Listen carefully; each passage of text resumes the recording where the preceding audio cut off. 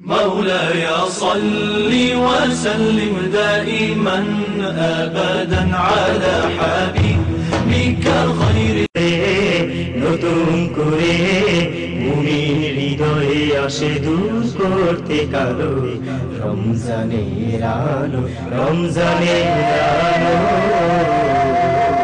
রমজানের আলো রমজানের আলো রমজানের আলো রমজানের আলো রমজানের আলো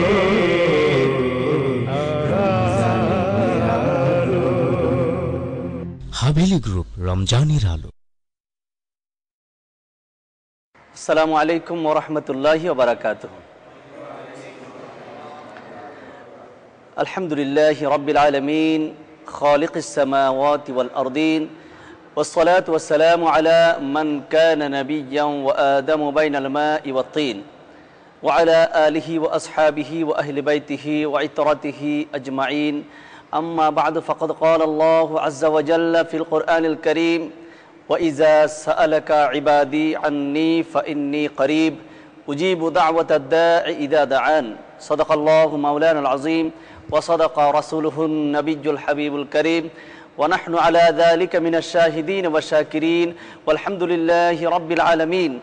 مولاي صل وسلم دائما أبدا على حبيبك خير الخلق كلهم. সুপ্রিয় দর্শক শ্রোতা, আপনারা যেখানে বসে আমাদের অনুষ্ঠান দেখতে পাচ্ছেন, হাভেলি গ্রুপ রমজানের আলো অনুষ্ঠান থেকে আপনাদেরকে জানাচ্ছি অনেক অনেক শুভেচ্ছা এবং মোবারকবাদ।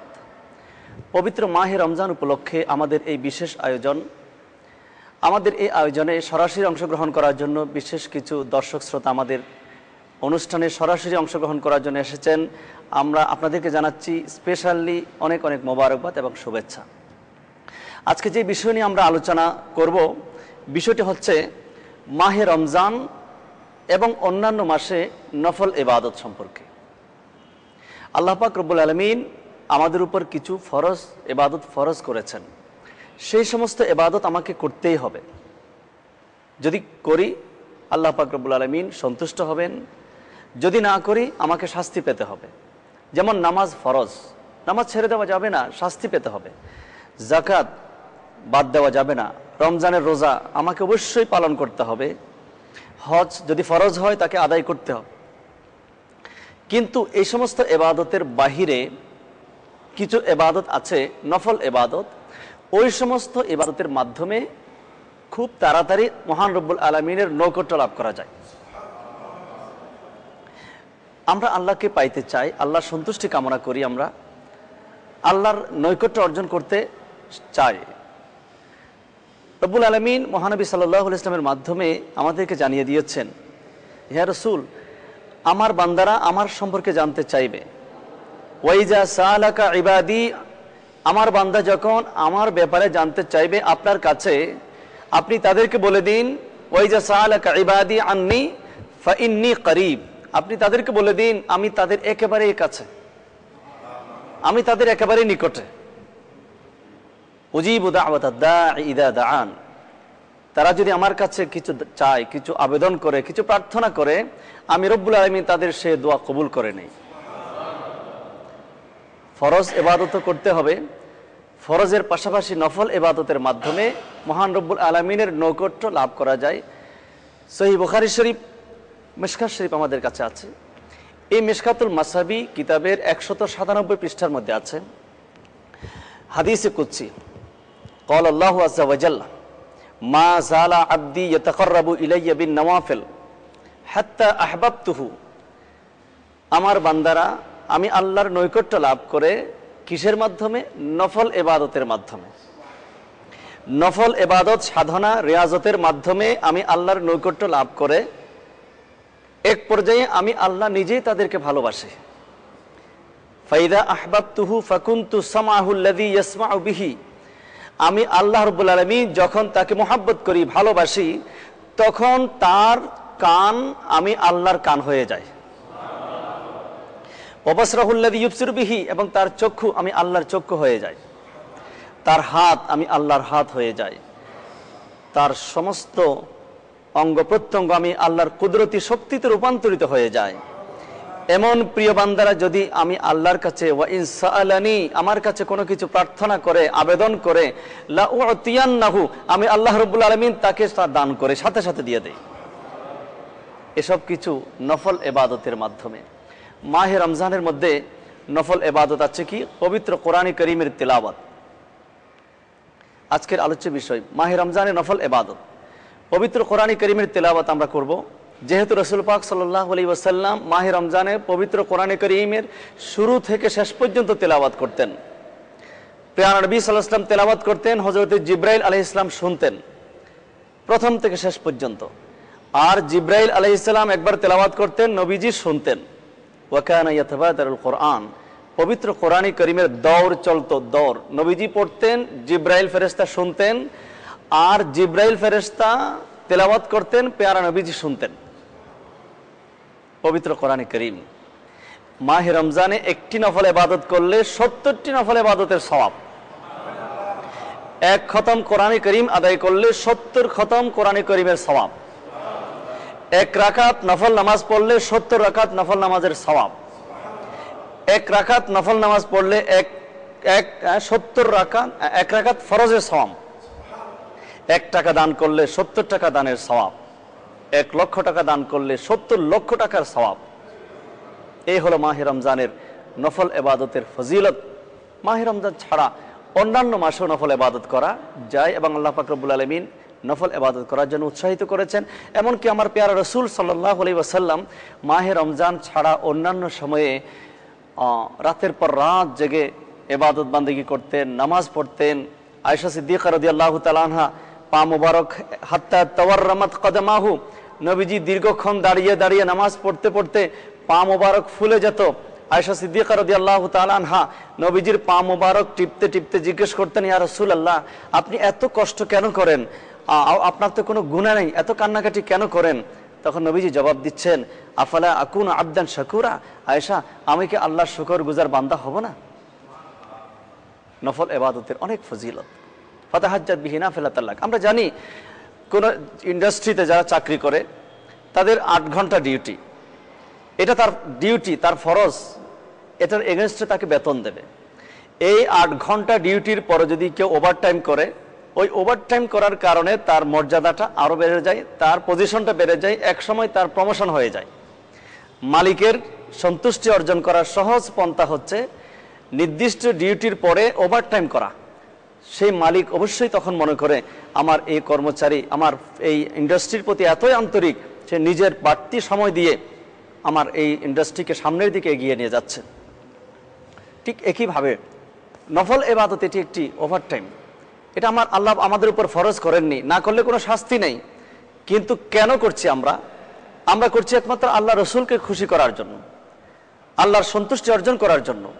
আল্লাহ পাক রব্বুল আলামিন তখনই বলেন, হাত্তা আহবাবতুহু, এই সমস্ত বান্দারা এতদিন আমাকে পাওয়ার জন্য পাগল ছিল, এখন আমি আল্লাহ তাদেরকে সন্তুষ্ট করছি, আমি তাদের উপর খুশি হয়ে গেলাম, আমি আল্লাহ তাদেরকে বন্ধু বানিয়ে নিলাম। সুতরাং আমাদেরকে নফল রোজা রাখতে হবে রমজানের পরে। যেমন শাওয়াল মাসের 6 রোজা আছে।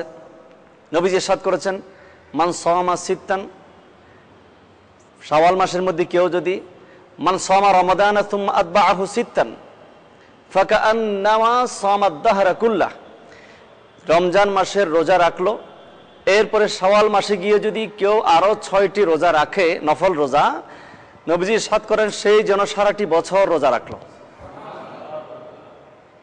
এই যে নফল রোজার ফজিলত, প্রতি মাসে 3 দিন 13, 14, 15 আইয়ামে 20 বলা হয়। এই 3টি রোজার ফজিলত এসেছে হাদিস শরীফের মধ্যে। হযরতে সাইয়েদনা আদম আলাইহিস সালাম এই 3টি রোজা পালন করতেন।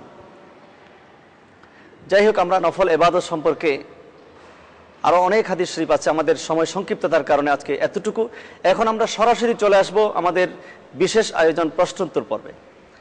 আপনারা প্রশ্ন করবেন, কোরআন হাদিসের আলোকে আমরা সেগুলো সলিউশন করার চেষ্টা করব। আপনাদের সেই প্রশ্ন শুধু আপনার না, টেলিভিশনের মাধ্যমে সারা পৃথিবীতে বসে যে সমস্ত লক্ষ লক্ষ দর্শকরা দেখতে পাচ্ছেন, তাদের অনেকেরই প্রশ্ন আপনাদের প্রশ্নের সাথে মিলে যাবে। আমরা তাদের জন্য এবং আপনাদের জন্য সেই সলিউশন দেওয়ার চেষ্টা করব ইনশাআল্লাহ পবিত্র কোরআন এবং হাদিসের আলোকে। ঠিক আছে, এখন আমাদের প্রশ্ন হবে, প্রশ্ন করতে চাইছিলেন একজন। আসসালামু আলাইকুম হুজুর, আমি মোহাম্মদ জাহাঙ্গীর আলম, আমি একজন ছাত্র।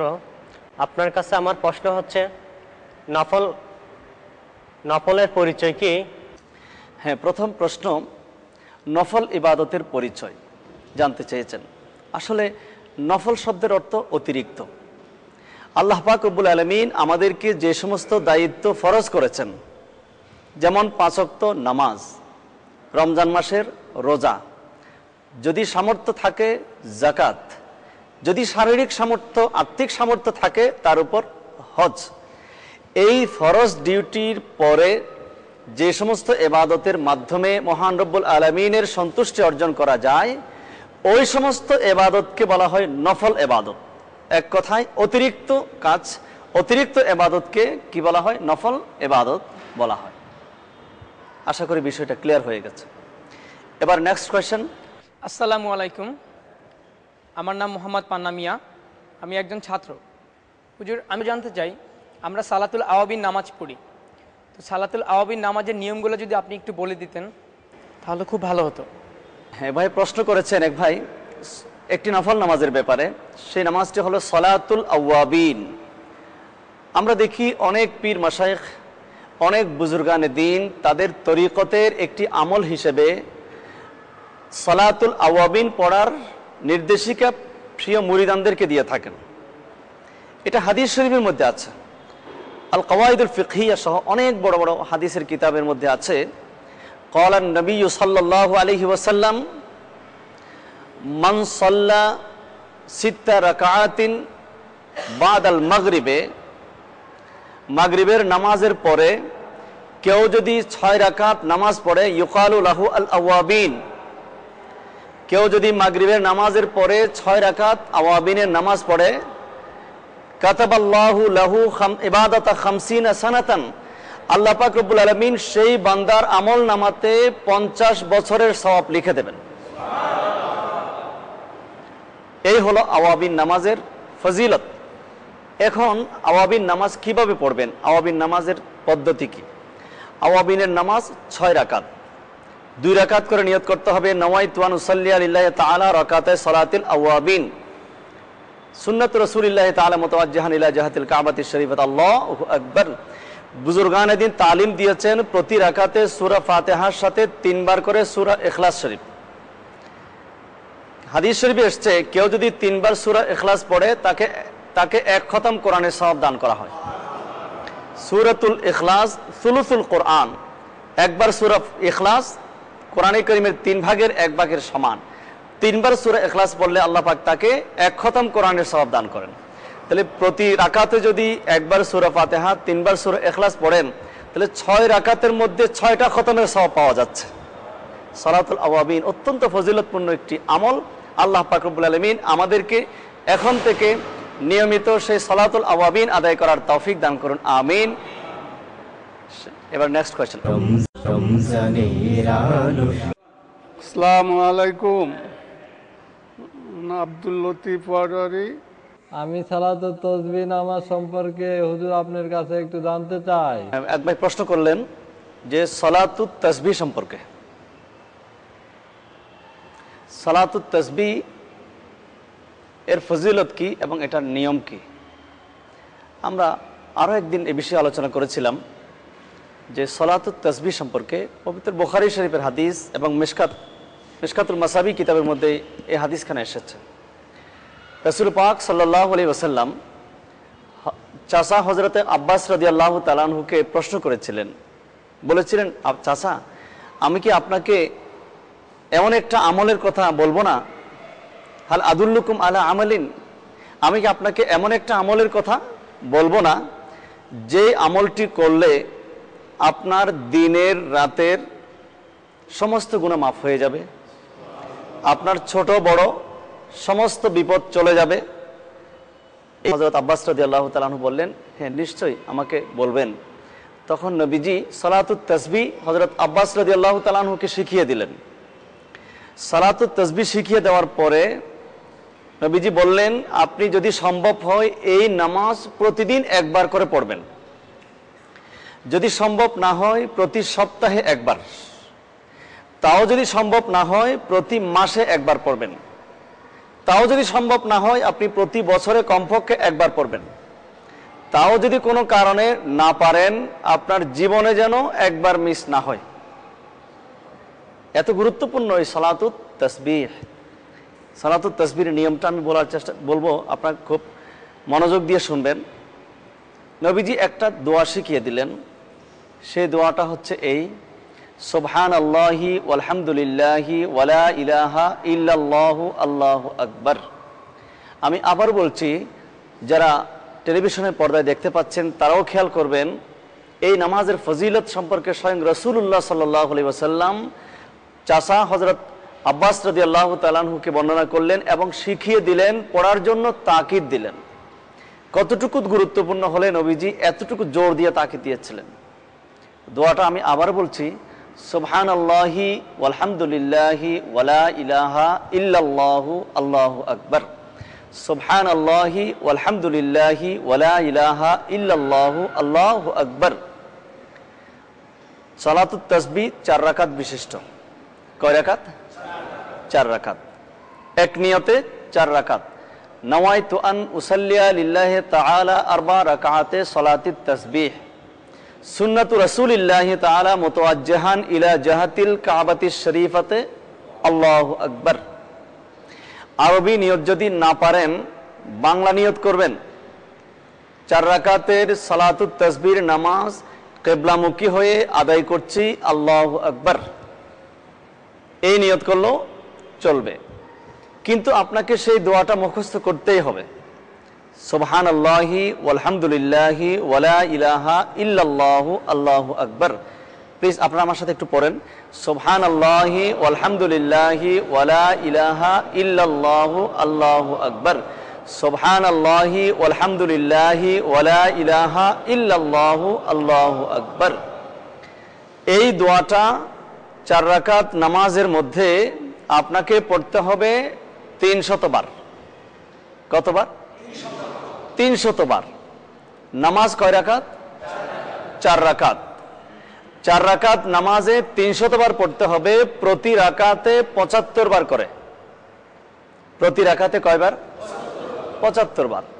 এবার হিসেব করুন, আপনি নিয়ত করলেন আল্লাহু আকবার, এরপরে সানা পড়বেন। অন্যান্য নামাজে যে সানা আমরা পড়ি সেই সানাটা পড়বেন, সুবহানাকা আল্লাহুম্মা ওয়া বিহামদিকা ওয়া তাবারাকা ইসমুকা ওয়া তাআলা জাদ্দুকা ওয়া লা ইলাহা গায়রুকা।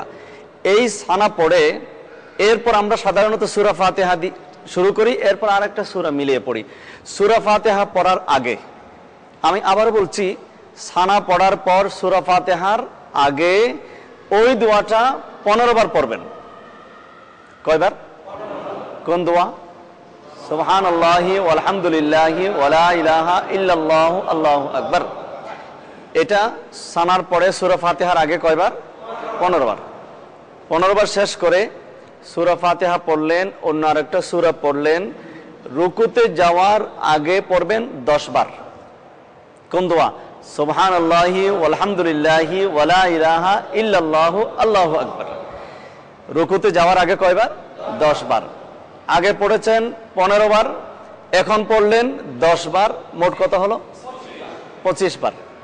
এবার রুকুতে গিয়ে আল্লাহু আকবার বলে, রুকুতে গিয়ে রুকুর একটা তাসবিহ আছে, সুবহান রাব্বিয়াল আযীম, সুবহান রাব্বিয়াল আযীম, সুবহান রাব্বিয়াল আযীম। এবার রুকুতে এই তাসবিহ পড়ে রুকুতে থাকা অবস্থায় আরো 10 বার। কত হলো? 35 বার। রুকু থেকে সামি আল্লাহু লিমান হামিদা রব্বানা লাকাল হামদ বলে দাঁড়িয়ে থেকে আরো 10 বার। কত হলো? 45 বার।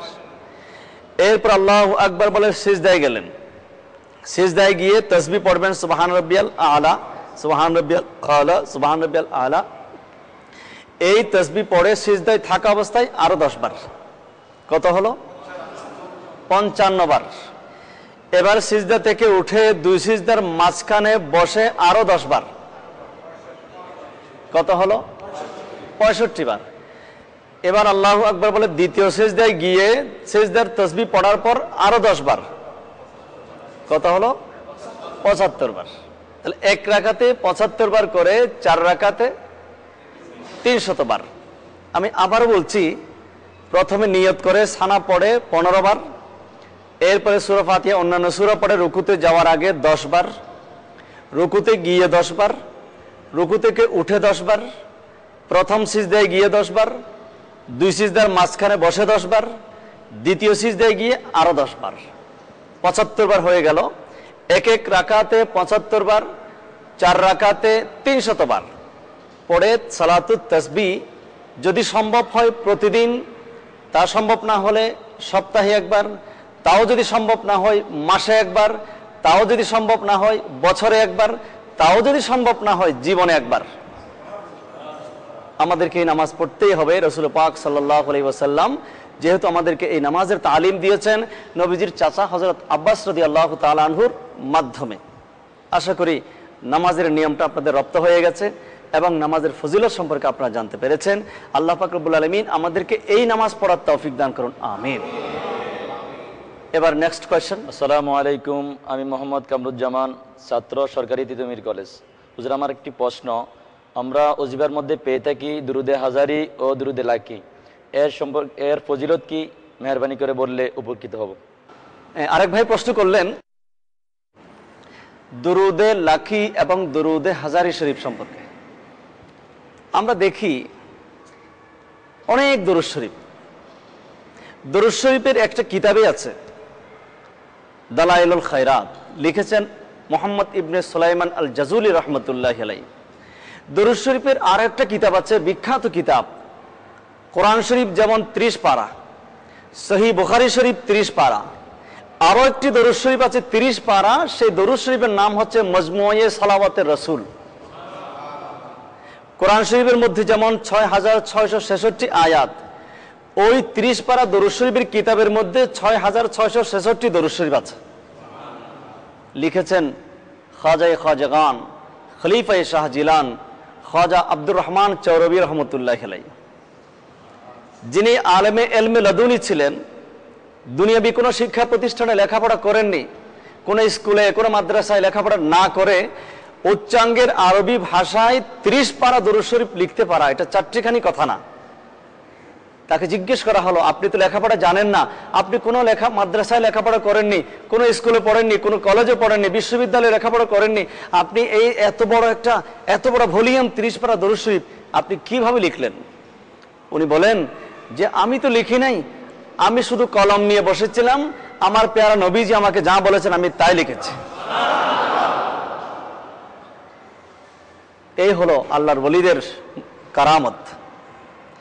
ঠিক আমরা বিশ্বাস করি সহিহ বুখারী শরীফের হাদিস, নবী করিম সাল্লাল্লাহু তাআলা আলাইহি ওয়াসাল্লাম ইরশাদ করেন, মান রাআনি ফিল মানাম ফাকাদ রাআনি হাক্কা, যে আমাকে স্বপ্নে দেখলো বাস্তবিক আমাকেই দেখলো। ফাইন্না শাইতান লা ইয়াতামাসসালু বি, কারণ ইবলিস শয়তান আমার আকৃতি, আপনার আকৃতি, আপনার মা বাবার আকৃতি, বন্ধু বান্ধবের আকৃতি ধারণ করে আমাকে আপনাকে ধোঁকা দিতে পারে, কিন্তু আমার নবীজির আকৃতি শয়তান ধারণ করতে পারে না। এই যে দুইটা দরুদ শরীফের কথা আমাদেরকে প্রশ্ন করা হলো, এই দুটি দরুদ শরীফ নবীজি স্বপ্নের মাধ্যমে তার প্রিয় উম্মতদেরকে দান করেছেন। আমরা জানি সুলতান মাহমুদ গজনবী রহমতুল্লাহি আলাইহি, যিনি গজনির সুলতান ছিলেন, এত বড় একজন রাষ্ট্রনায়ক, অনেক ব্যস্ততা, রাষ্ট্রীয় কার্যক্রম, এত কিছুর পরেও তিনি সিদ্ধান্ত নিলেন আমি প্রতিদিন ফজরের নামাজের পর আমার রসুলের উপর 1 লক্ষ বার দরুদ শরীফ পাঠ করব।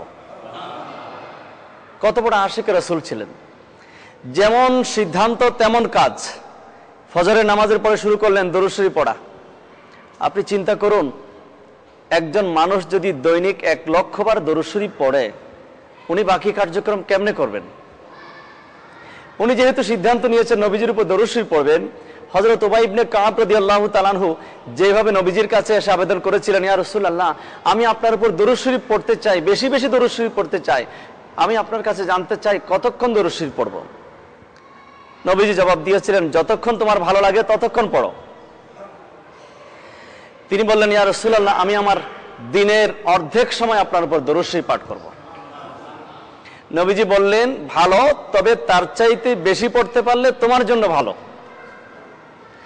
এবার তিনি বললেন, ইয়া রাসূলুল্লাহ, আমি দিনের 3 ভাগের 2 ভাগ সময় আপনার উপর দরুদ শরীফ কাটিয়ে দেব। নবীজি বললেন, ভালো, তবে তার চাইতে বেশি পড়তে পারলে তোমার জন্য ভালো। এবার তিনি বললেন, ইয়া রাসূলুল্লাহ, আমি দিনের 24 ঘন্টার মধ্যে প্রয়োজনীয় কাজ বাদ দিয়ে সমস্ত সময়টা আপনার উপর দরুদ শরীফে কাটিয়ে দেন। নবীজি বললেন, তাই যদি হয়ে থাকে তাহলে আল্লাহ পাক রব্বুল আলামিন তোমার অতীতের সমস্ত গুনাহ খাতা মাফ করে দেবেন। হযরত সুলতান মাহমুদ গজনবী রহমতুল্লাহ আলাইহি সিদ্ধান্ত নিলেন, তিনি দৈনিক 1 লক্ষ বার দরুদ শরীফ পড়বেন। ফজরের নামাজের পর থেকে শুরু করলেন দরুদ শরীফ পড়তে পড়তে পড়তে পড়তে দিনের অর্ধেক চলে গেল। ওইদিকে রাষ্ট্রীয় কার্যক্রম সকল কিছু বন্ধ। একজন প্রেসিডেন্ট, প্রধানমন্ত্রী যদি এইভাবে দরুদ শরীফ পড়া শুরু করে, দেশ কি চলবে? ওনার স্পিরিচুয়াল ডেভেলপমেন্ট হচ্ছে, উনি অনেক ফজিলত পাচ্ছেন, অনেক নিয়ামত পাচ্ছেন, কিন্তু রাষ্ট্রের কি হচ্ছে? রাষ্ট্রীয় কার্যক্রম তো চালাতে হবে, সিগনেচার করতে হবে, ফাইল তো সামনের দিকে যেতে হবে। ওনার এমন প্রেম, আবেগ, ভালোবাসা, মোহাব্বত আমার রসুলের দরবারে জানা হয়ে গেছে। সেই রাত্রিতে রসুল করিম সাল্লাল্লাহু আলাইহি ওয়াসাল্লাম স্বপ্নে তার কাছে আসলেন, এসে বললেন, হে সুলতান মাহমুদ গজনবী, তোমার প্রেম, ভালোবাসা, তোমার ভক্তি, তোমার মোহাব্বত আমি রসুলের কাছে মকবুল হয়েছে, গ্রহণযোগ্য হয়েছে, যে এত কষ্ট করে 1 লক্ষ বার দরুদ শরীফ পড়তে গেলে তোমার রাষ্ট্রীয় কার্যক্রমের মধ্যে ব্যাঘাত হচ্ছে, রাষ্ট্রীয় কার্যক্রম চলছে না। আমি তোমার জন্য একটা দরুদ শরীফ উপহার নিয়ে আসলাম, এই দরুদ শরীফ তুমি পড়ো, আল্লাহ পাক রব্বুল আলামিন তোমাকে 1 লক্ষ দরুদ শরীফের ফজিলত দান করবেন। নবীজি স্বপ্নে আসতে পারেন কিনা? এবং নবীজি আশা মানে বাস্তবিক আশা, কারণ মান রাআনি ফিল মানাম ফাকাদ রাআনি হাক্কা। নবীজি সাদ করেন, যে আমাকে স্বপ্নে দেখলো সে বাস্তবিক আমাকেই দেখলো। ফাইন্না শাইতান লা ইয়াতামাসালু বি, কারণ ইবলিস শয়তান আমার আকৃতি ধারণ করে কাউকে ধোঁকা দিতে পারে না। ঠিক একইভাবে দরুদে হাজারে শরীফ আমাদের যতটুকু সুলতান মাহমুদ চাটগামি রহমতুল্লাহ ওনাকে দরুদ হাজারে শরীফ দেওয়া হয়েছে, এবং দরুদে হাজারে শরীফ এর ফজিলত সম্পর্কে পাক ভারত উপমহাদেশের মধ্যে এটাকে দরুদ কবরস্থান এর দরুদ শরীফ হিসেবে প্রসিদ্ধ। সেটা যে যুগে যুগে বুজুর্গানে দিন কবরস্থানের মধ্যে এই দরুদ শরীফ বেশি পাঠ করতেন। এখানে 24 লাইন দরুদ শরীফ আছে, এই 24 লাইনের ফজিলত আলাদা আলাদা। এখানে রাসূল করিম সাল্লাল্লাহু আলাইহি ওয়াসাল্লামের পবিত্র শরীর মোবারকের প্রতিটি অঙ্গ প্রত্যঙ্গের উপর দরুদ শরীফ পড়া হয়েছে, যে প্রতিটি অঙ্গ প্রত্যঙ্গের স্বতন্ত্র মর্যাদা আছে। হুদায়বিয়ার দিন সাহাবায়ে ইকরাম তৃষ্ণার্ত হয়ে গিয়েছিলেন, পানির অভাব। সাহাবায়ে ইকরাম নবীজির দরবারে এসে বললেন, ইয়া রাসূলুল্লাহ, আমরা তো পানি পাচ্ছি না। তখন একটা পেয়ালার মধ্যে নবীজি হাত মুবারক এইভাবে ভিজিয়ে এই আঙ্গুলি এইভাবে ছেড়ে দিলেন, আঙ্গুর থেকে ঝর্ণা পানির ঝর্ণা বের হয়েছে। সেদিন 1400 সাহাবী সেখান থেকে পানি পান করেছিলেন। তো বলছিলাম পবিত্র হাজারে শরীফের কথা, দরুদে হাজারে শরীফের কথা। এখানে রাসূল পাক সাল্লাল্লাহু আলাইহি ওয়াসাল্লামের পবিত্র মাথা মুবারক থেকে কদম মুবারক পর্যন্ত প্রতিটি অঙ্গ প্রত্যঙ্গের উপর দরুদ শরীফ পাঠ করা হয়েছে। যেই প্রতিটি অঙ্গ প্রত্যঙ্গের স্বতন্ত্র মর্যাদা আছে। নবীজির চেহারা মোবারকের কসম আল্লাহ পাক রব্বুল আলামিন কোরআনে কারীমে করেছেন। নবীজির চুল মোবারকের ফজিলত আছে, মর্যাদা আছে। নবীজির সিনা মোবারকের কথা কোরআনে কারীমে আছে, আলাম নাশরাহ লাকা সাদরাক। জুবান মোবারকের কথা কোরআনে কারীমে আছে, ওমা ইয়ানতিকু আনিল হাওয়া ইন হুয়া ইল্লা ওয়াহয়ুন ইউহা। কদম মোবারকের কথা আছে, লা উকসিমু বিহাদাল বালাদ ওয়া আনতা হিল্লুম বিহাদাল বালাদ। নবীজির অঙ্গ প্রত্যঙ্গের কথা পবিত্র কোরআনে কারীমে আল্লাহ পাক রব্বুল আলামিন যেইভাবে বিন্যাস করে সাজিয়ে গুছিয়ে দিয়েছেন, ঠিক এমন একটি দরুদ শরীফ দরুদে হাজারি।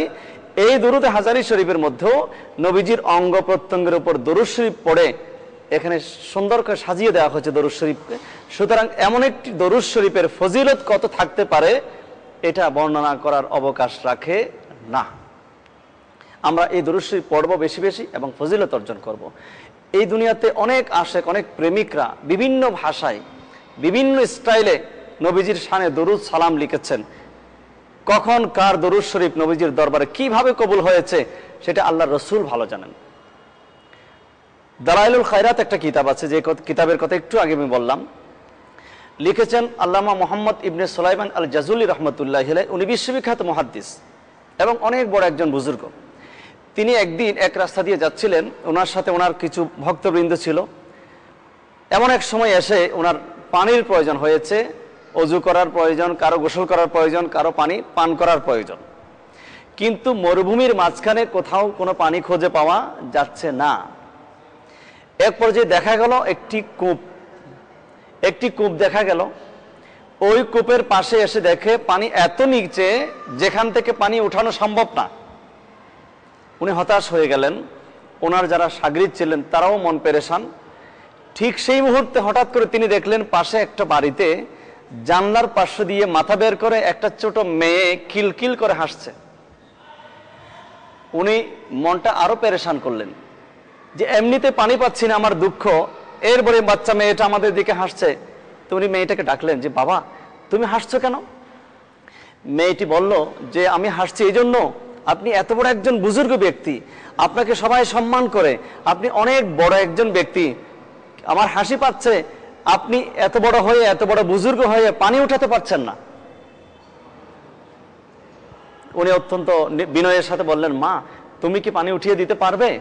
বলে হ্যাঁ আমি এক্ষুনি পানি ব্যবস্থা করে দিচ্ছি। এই কথায় বলে ফিসফিস করে সে মেয়ে সামান্য কিছু যেন পড়লো, পড়ে ওইখানে ওই কূপের মধ্যে ফু দিল। ফু দেওয়ার সাথে সাথে সাঁ করে পানি উপরে উঠে গেল। বলে এবার আপনার প্রয়োজনে পানি নিয়ে নেন। উনি পানি নিলেন, যাদের পানি পান করার পানি পান করলেন, যারা গোসল করার তারা গোসল করলেন, যারা অজু করার তারা অজু করলেন। মুহাম্মদ ইবনে সুলাইমান আল জাজুলি রহমতুল্লাহ আলাইহি আশ্চর্যান্বিত হয়ে গেলেন যে আমি এত বড় বুজুর্গ ব্যক্তি, আমাকে সবাই চিনে, আমি পারলাম না যে কাজটা, এই ছোট্ট মেয়েটা সে কাজটা করে ফেললো। মেয়েটাকে খুব অন্য বিনয়ের সাথে বললো মা তুমি আমাকে একটু বলো তুমি কি পড়েছো?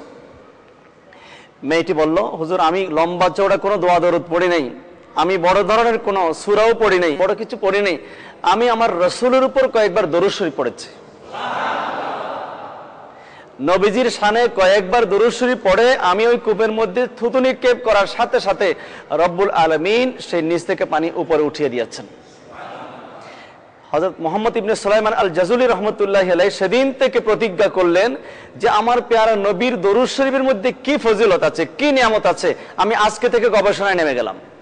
তিনি গবেষণা করতে করতে করতে করতে দুনিয়ার যত দরুদ শরীফ আছে ওনার সংগ্রহে সব দরুদ শরীফ এনে এই কিতাব তিনি রচনা করেছেন দালাইলুল খায়রাত। এবং যেই দরুদ শরীফ ওই মেয়ে পড়েছিল সেই দরুদ শরীফও এই কিতাবের মধ্যে আছে, কিন্তু উনি সেই দরুদ শরীফটা প্রকাশ করেন নাই। কোনটা? ওনার চিন্তা চেতনা যে আমি যদি প্রকাশ করে দেই তাহলে শুধু সবাই এই দরুদ শরীফটা পড়বে, বাকিগুলো পড়বে না। এই জন্য আমি সেই দরুদ শরীফটা গোপন রেখেছি যাতে করে দালাইলুল খায়রাতটা প্রথম থেকে শেষ পর্যন্ত সবাই পড়ে। দেখেন আসলে দরুদ শরীফের ফজিলত বর্ণনা করতে গেলে ঘন্টার পর ঘন্টা চলে যাবে। শেখ সাদি রহমতুল্লাহি আলাইহি তিনি শুনলেন নবীজির উপর কেউ দরুদ শরীফ যদি লেখে, সেই দরুদ শরীফ নবীজির দরবারে কবুল যদি হয় তার প্রমাণ দুইটা পাবে। এক নম্বর হলো সে নবীজির দিদার লাভ করবে। উনি এই কথা শুনে নবীজির শানে একটা দরুদ শরীফ লেখা শুরু করলেন যে সর্বোচ্চ ভাষা আরবি, সেই আরবি ভাষায় তিনি দরুদ শরীফ লেখার চিন্তা ভাবনা করলেন। বালাগাল উলা বিকামালিহি কাশাফাত দুজা বিজামালিহি হাসুনাত জামিউ খিসালিহি। তিনি আরবিতে লিখলেন প্রথম লাইন বালাগাল উলা বিকামালিহি কাশাফাত দুজা বিজামালিহি হাসুনাত জামিউ খিসালিহি। এই 3 লাইন লেখার পর চতুর্থ লাইন যখন লিখতে গেলেন কলম আর চলে না। অনেক কষ্ট করে লিখলেন কিন্তু নিজের কাছে পছন্দ হয় না। প্রথম 3 লাইন যতটুকু সুন্দর হয়েছে চতুর্থ লাইনটা ততটুকু সুন্দর হয় না। উনি কেটে দিলেন, আবার লিখলেন তাও পছন্দ হয় না, আবার কেটে দিলেন, আবার লিখলেন তাও পছন্দ হয় না, আবারও কেটে দিলেন। সারাটি রাত এইভাবে কাটিয়ে উনি শেষ পর্যন্ত সিদ্ধান্ত নিলেন যে না আজকে বোধহয় আমার জন্য হবে না, ইনশাআল্লাহ আগামীকালকে আমার নবীর শানে দরুদ শরীফ আমি কমপ্লিট করব। উনি ঘুমিয়ে পড়লেন অজু করে। ওনার ঘুম আসতে দেরি হয়েছে, আমার পেয়ারা নবীজি আসতে দেরি হয়নি। নবীজি স্বপ্নের মধ্যে এসে দিদার করলেন। দেখেন পুরস্কার একটা পেয়ে গেছেন যে নবীজি আসলেন, এসে বললেন হে মুসলিউদ্দিন শেখ সাদি, যে প্রেম মোহাব্বত ভালোবাসা নিয়ে আমার উপর দরুদ শরীফ লেখা শুরু করেছো, তোমার সেই প্রেমের সুঘ্রাণ আমার মদিনাতুল মুনাওয়ারা পৌঁছে গেছে। আমি সেখান থেকেই স্টপ করে রেখেছি, তোমার চতুর্থ লাইন তোমাকে লিখতে দিচ্ছি না, কারণ এলেম বন্টনের কারখানা তো আমি রসুলের দরবারে, আমি সেখান থেকে বন্ধ করে রেখেছি। তুমি হাজার চেষ্টা করলে চতুর্থ লাইন লিখতে পারবে না, কারণ আমি রসুল চাচ্ছি যে 3 লাইন তুমি লিখেছ, চতুর্থ লাইন আমি রসুল নিজে লিখে দেব। এই হলো দরুদ শরীফের ফজিলত, দরুদ শরীফের বরকত, নবীর দিদার নসিব হয়ে যায়। যাই হোক, আমরা দরুদ শরীফ সম্পর্কে অনেক কিছু জানতে পারলাম। তো এবার আমরা আরো একটা প্রশ্ন শুনবো। নেক্সট কোয়েশ্চেন কে যেন করতে চেয়েছিলেন? প্রশ্ন, উসিলা একটি বিতর্কিত বিষয়, এই বিষয়টি সম্পর্কে আমাকে একটু ব্যাখ্যা করবেন। হ্যাঁ, সুন্দর প্রশ্ন করেছেন। যে অনেকে ওসিলা ধরাকে শিরিক মনে করে, আবার অনেকে ওসিলা ধরাকে জায়েজ মনে করে। আমাদের সমাধান হবে কে কি বলছে সেটা না, অনেকে বলছে শিরিক, অনেকে জায়েজ, সেটা না। আমরা বলবো পবিত্র কোরআনে কারীম কি বলছে। পবিত্র কোরআন শরীফ বলছে, ইয়া আইয়ুহাল্লাযীনা আমানু ইত্তাকুল্লাহা ওয়াবতাগু ইলাইহিল ওয়াসিলা, তোমরা আল্লাহকে ভয় করো এবং আল্লাহর পর্যন্ত যাওয়ার জন্য ওসিলা তালাশ করো। আমরা আল্লাহর কাছে যাওয়ার জন্য ওসিলা তালাশ করতে হবে। ওসিলা কোরআনে কারীম হতে পারে, ওসিলা ইবাদত হতে পারে, ওসিলা জিকির আজকার হতে পারে, এবং সবচাইতে বড় ওসিলা হচ্ছে রাসূল করিম সাল্লাল্লাহু তাআলা আলাইহি ওয়াসাল্লাম, যার প্রমাণ সহিহ বুখারী শরীফের মধ্যে আছে। সাহাবায়ে কেরাম মদিনাতুল মুনাওয়ারা একবার অনাবৃষ্টি দেখা দিয়েছিল, বৃষ্টি হচ্ছে না। তো সাহাবায়ে কেরাম কি করলেন, যে আল্লাহর কাছে দোয়া করলেন, আল্লাহ আমাদের উপর বৃষ্টি বর্ষণ করুন বিহাক্কে বিজাহি নবী সাল্লাল্লাহু আলাইহি ওয়াসাল্লাম ওয়া বিজাহে আম্মে নবিয়ানা সাল্লাল্লাহু আলাইহি ওয়াসাল্লাম, যে আল্লাহ আমাদেরকে বৃষ্টি দান করুন আমাদের নবীর উসিলায় এবং আমাদের নবীর চাচা আব্বাস রাদিয়াল্লাহু তাআলা আনহুর উসিলায়। নবীজির নামে ওসিলা তো জায়েজ তো আছে, বরং নবীজির সম্পর্ক, যার সাথে নবীজির সম্পর্ক হযরত আব্বাস রাদিয়াল্লাহু তাআলা আনহু, সেই আব্বাস রাদিয়াল্লাহু তাআলা আনহুর নামের ওসিলা দিয়ে আল্লাহর দরবারে দোয়া করেছেন। সাহাবায়ে কেরাম কি জানতেন না? সাহাবায়ে কেরাম কি ফতোয়া জানতেন না?